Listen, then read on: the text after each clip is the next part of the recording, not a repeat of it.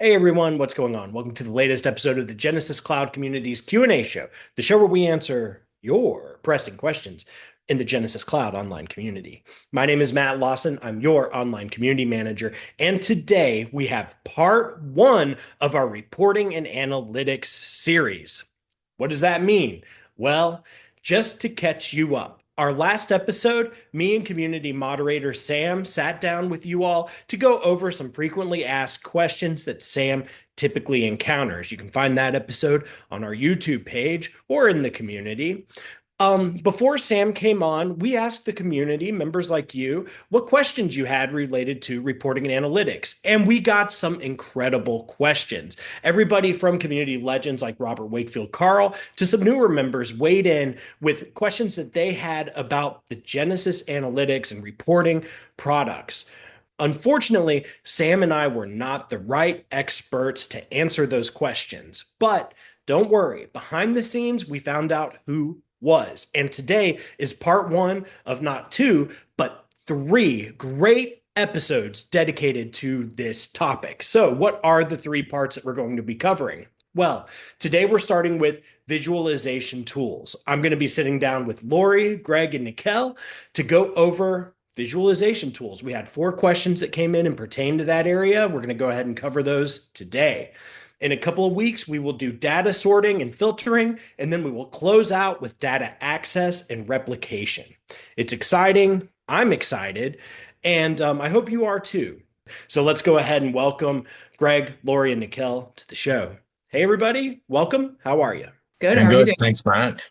Good, awesome. Sorry Greg couldn't make it today, but glad to hear he's going to be here for the next episode. Always great to see him. Still excited we get to be with you guys and cover four exciting questions today. Nikhil, you've been on the show before, I know for a fact. Laurie, you and I, we've known each other for years. We work out at the same office in Raleigh. Actually, so does Nikhil, the Raleigh crew. I'm sure Yeah, this is we'll the wind up Raleigh first crew. time, which is really cool. But let's go ahead. Laurie, you're the newbie here. Can we meet you first? Hi, everyone. I'm Laurie Nelson. I'm Senior Director of Product Management for Analytics and Reporting, and I've been with Genesys for about 4 years and been working across the board on many things, but have narrowed my focus these days to primarily what you see in the UI with the performance workspaces, dashboards, views, alerts, and soon to be more and more exciting things like custom calculations. Very cool. Nikhil, go ahead. Wow everybody with what you do at Genesys. Thanks, Matt. Hi, everyone. This is Nikhil Ponnam. We've met before through this channel. I'm Principal Product Manager, responsible for dashboards, visualizations, and alerting capabilities. So there are questions today about some of those things. So I'm really excited to be here. Yeah, and we're excited to have you guys, and I can't thank you enough for loaning your time, not just to be on the episode when we record, but also to review these questions, plan out your thoughtful answers. And I say let's just go ahead and get started. Four questions to start with. The first one I understand is going to be for Laurie, and it comes from Shane. Shane wanted to know about custom calculations, and he was wondering, is it possible to share what is coming for custom calculations, maybe a roadmap or something? And then he points to an idea in the ideas lab. I don't want to give anything away because I feel like Lori's going to tell us everything we need to know. Laurie, what do you think? Can you help Shane out? Give him an idea of what's coming soon? Yeah, I think so. I think we got it covered for you, Shane. So I have really good news. Custom calculations is going to be such an exciting feature. Everybody, I think, is going to love it. And I will say it has been in development for a while, partly because we have made it so robust. And we are going to give you the power to create your own KPIs by building formulas directly in the performance views and ultimately measure what matters most to your business. So you can see on this slide, the main reason this feature exists is every business has its own way of calculating performance, whether it's tweaking average handle time or defining your own version of service level. Custom calculations gives you control without needing a product update from us, which I know is going to make a lot of people very excited. So for example, you can create things like a custom handle time that excludes hold. or a version of occupancy that includes communicating time. Another good example is a more accurate answer rate that excludes short abandons. So these examples kind of give you a sense of how flexible this feature is and how it will help you tailor your own reporting needs. The views that are going to be supported are, I'm going to actually just show you a list because I think that's easier.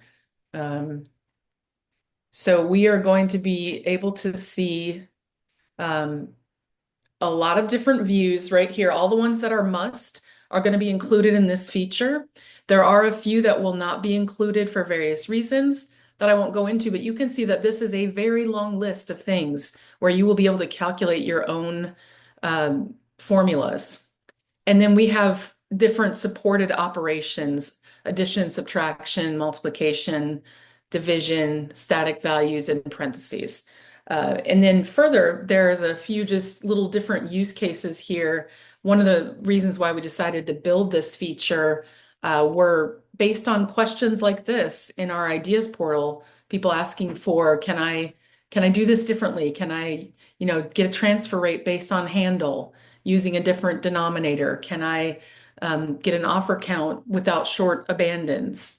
Average handle time that excludes the hold time. There's all kinds of different ways. You can even see this example here, occupancy that includes communicating. So these are some great examples, and I'm actually going to demonstrate the feature in a moment here.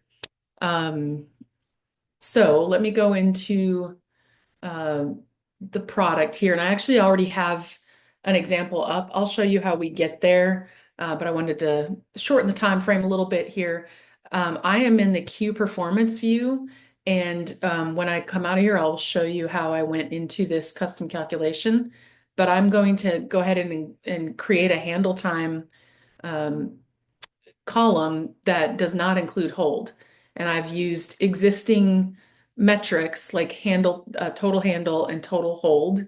I subtracted total hold, and now I have handle time without hold. I mentioned again that this is a very robust feature. We have already built in sharing capabilities, administrator capabilities, and as mentioned, put it in all kinds of views. So when this comes out, I think there's going to be some very excited people with how much you can do with it. So the sharing, right now I'm the owner. I could go ahead and share it with Nikhil, only if I type his name right. So I can share this with, oops, did not grab him. Sorry, hold on one second. I can share it with Nikhil Ponnam. And now Nikhil would be able to see this because I've shared it with him. Now that we've backed out of there, we're looking at the Q performance view. You can see that normally when you go, let's back out of here. Normally when you hit this plus, you expand this panel so that you can see the columns that are available to you. This is how you're going to access custom columns. So I go to custom columns. I just added a custom column, so I already demonstrated that. You can also see custom columns that are shared, and they can be shared not just with individuals, but with divisions as well. You'll notice the 3 dots over here. We did build in administrator capabilities. I do have that permission, so I can do more. I can edit, I can share, I can delete. Obviously, that's a powerful feature. You don't want to give that to every different user. You want that to be an administrator capability. So I'm going to add handle no hold. I'm going to add that one to my view. And now you see that I have the handle time minus hold. This would also show up in exports, by the way. So again, very robust feature. I will mention, I showed you the list over here of the many views that are available. That is a lot. I'm not going to go into all of those, but you can see that as you would work your way through this list of different views, there are many of them that will include this capability. The last thing I want to show is that you can, if you are an administrator, you would go into the admin section and you can see the list. So I would type in analytics, go to the Analytics Admin section. This is where you can do, do things like configure short abandon settings, interval configurations, and then custom calculations is a new tab. Now I can see the list of custom calculations because I'm an administrator. And again, I have those same capabilities. I can edit somebody else's, I can share it, or I can delete it because of my capabilities. So this one is the one that I created. I created that one earlier, actually. Let's see, let's look at somebody else's. There's a lot of test data out here. As you can tell, this is our development environment. Let me just look at this one. Oh, and by the way, you can see here that some calculations are going to be available in more than one view. So if the columns that you're creating the calculation on are available in other views, that calculation will also be available in those other views. So you can see that here. Like, look at this one. This is, let me look at this one. Okay, they literally didn't really create a formula here. They just took a talk count. But the fact that talk count is available on all these views means that that custom calculation is also available on all these views. I'm going to just end it there. That is custom calculations, and we look forward to everyone getting a chance to play around with that in probably a couple of months is when we're looking to release that feature, and it will all come out. All the views that are included, all the admin capabilities, all the share capabilities, all will come out at once. That's awesome. The most exciting part of that for me was learning I'm not the only one that struggles with getting Nikhil's name correct in emails. Yeah, I mean, if you're typing, you are automatically going to make more mistakes when people are watching you type. So, For sure. yeah, Absolutely. yeah. All joking aside, that's an incredible feature. One of my first jobs was working in education software, and a big part of it was our calculation service that we offered. And so, like, Mhm. when you were talking about how you can divide, you can multiply, you can do Mhm. parentheses, like, that's really exciting stuff. And thank you so much for the demo. Yeah, you're welcome. As it rolls out, I hope you can come back. I'm sure there will be a lot of questions about this feature, and hopefully we can do another session to further dive into it if people do have more questions or want a deeper tour. But it looked great. So thank you so much, Lori. Yeah, you're welcome. And I want to mention that Ryan Legner, one of our product managers, he's going to be on the next session. Mhm. This is actually his baby, his feature. He Cool. has been the product manager bringing this one to fruition on my team's behalf, and uh, pretty excited about it. So he can, if we want to come back and dig more into it, he will be a great one to bring back into that conversation. Awesome. Well, he's been instrumental in setting up this whole series, so I hope he's game, and I hope we get to talk to you again. Again, thank you so much, Lori. Nikhil, I know you signed up to cover 3 questions, and like the hero you are, you said, Matt, just ask them all at once and set me loose. So I get to do the hard part of my job now, and then I'm going to let you go. The first question comes in from Robert, and he wanted to know, is Genesys going to invest in some sort of visualization tool like eMight or Pure Insights has to allow better reporting? So that's question one. All right, so let me start with the visualization related questions. The good news is Genesys will continue enhancing its embedded reporting capabilities by introducing richer visualization tools in addition to what we have for both pre-built and customizable dashboards. As part of the roadmap, we are planning to develop a chart builder that utilizes a comprehensive charts library, allowing users to select the most suitable chart type based on their data. Additionally, we are also evaluating a list report builder, which shows the data in the list format, tabular format, which allows for efficient data exploration. But as part of that, we are planning to add capabilities like a toggle to show the data, if possible, whatever that's represented in that list in a graphical view with an appropriate visualization. This is a case where users don't have to select a specific chart or make a decision on the type of the chart that they want, but instead, okay, what is a quick way of visualizing this information that I have in my list? There would be that toggle, and we will select appropriate visualization there to show that data in a graphical format. So that's a question, like in terms of like, are we going to continue investing in additional visualization tools? Absolutely, yes. That's what we are planning to do. Question 2.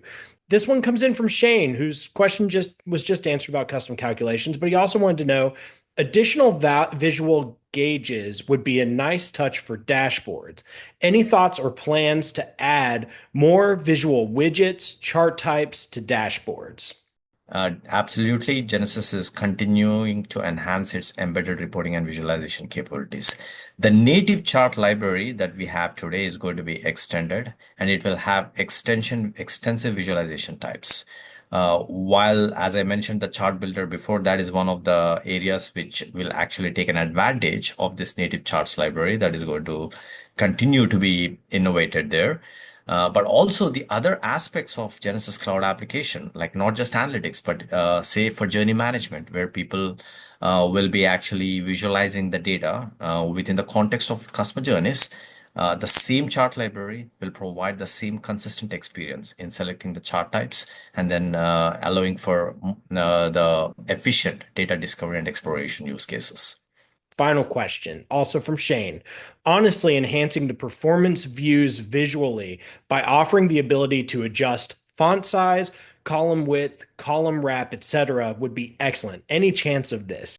Great question again. Let me take a step back and talk about like what these all fit into. In addition to all the new feature capabilities that we are planning for on the analytics roadmap, we are also planning multiple framework level upgrades and enhancements. What these will bring to us is the overarching goal of enhancing the usability. It's not just about the new features, but also using those new features with ease as well as the flexibility. Part of these upgrades will allow for column width adjustment, the column name visibility while scrolling on performance views, and widget and font size adjustability on customizable dashboards. Also, this is something that a lot of people are aware of. Along with this personalization initiatives, we are also planning to introduce the dark mode option, which will have a toggle on the dashboards where they can select between dark or light theme, and depending on that selection, dashboards will be rendered in the appropriate theme. So this, in a sense, like summarizes all the framework type of activities that we are also planning on the roadmap. Speaking to that third question there.